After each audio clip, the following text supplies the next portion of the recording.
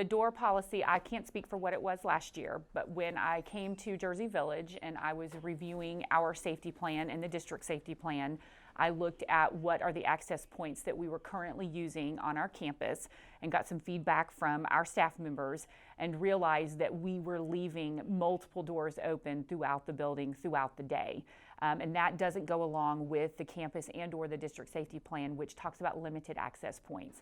In order for us to be able to do our best, no guarantees, but in order to supervise or monitor who's coming in and out of our building, we had to limit those access points because we don't have staff for the 57 or 60 doors that we have in the exterior of our building. And so we went and did the ones where most people would come in, which is the front of the building, which is where they come in throughout the day, and then the back of the building where our buses drop off. As far as changing the time that we did, it came that I was, when I came, it looked like from the custodial staff that they were opening the building at 6 a.m., which is when they come on duty, and they were opening up the building, so students were entering our building as early as 6 a.m. However, our staff as a whole is not required to be here until 7:05. So to have upwards of 1,000 students roaming our building without supervision or without any adults here to just check in with, that created a safety concern, really for all involved. And so we changed that time to 6:50 and then adjusted the assistant principal's arrival time so that they arrive at 6:50 as well, so that when we let students in the building, we also have adult supervision here so that if there is a need or a concern, there's someone here to help.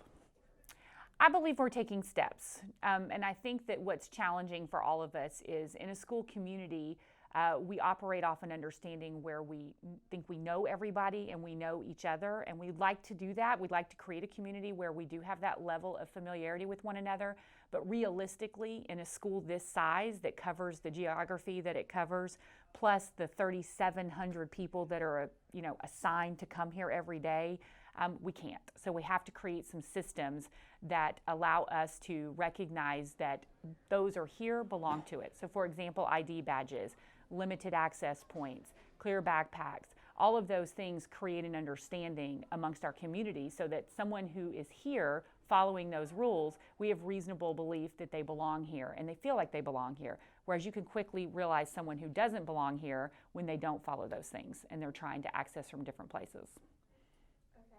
Okay. So when you brought up your, change, like how you wanted to limit the entrance points, how did your staff respond to that? Actually, it was feedback that was coming from the staff as well. So it wasn't just me coming in. So there were safety surveys done last year that students participated in, that staff participated in. I sat down with staff members throughout the summer and gave them an opportunity to give me feedback about Jersey Village. And one of the things that came up was the number of students that were in and around the halls at unstructured times, before school, after school, and of course, sometimes during class. And so we looked at how do we create plans to get you where you need to be and make sure that you are getting the protection that you might not want, but that's needed in our school. Okay, so then how are the students responding to this? I think in the beginning there were some student concerns that were brought forward, but we worked through most of those. So I don't get a lot of feedback directly from students. I have been meeting with students on Fridays and giving them the opportunity to share things with me about the school, and that has not been something that's come up. We've talked about some other things, but that hasn't been one of them. So once we worked through late arrival students, or students who had off-campus activities first period, so we had to work through how they would get into the building because that was a concern of theirs. Handful of parents concerned about their students having to stand out front in the mornings before 6:50, but my pushback to that is we can't provide supervision all day, every day. How do you think this is benefiting the school?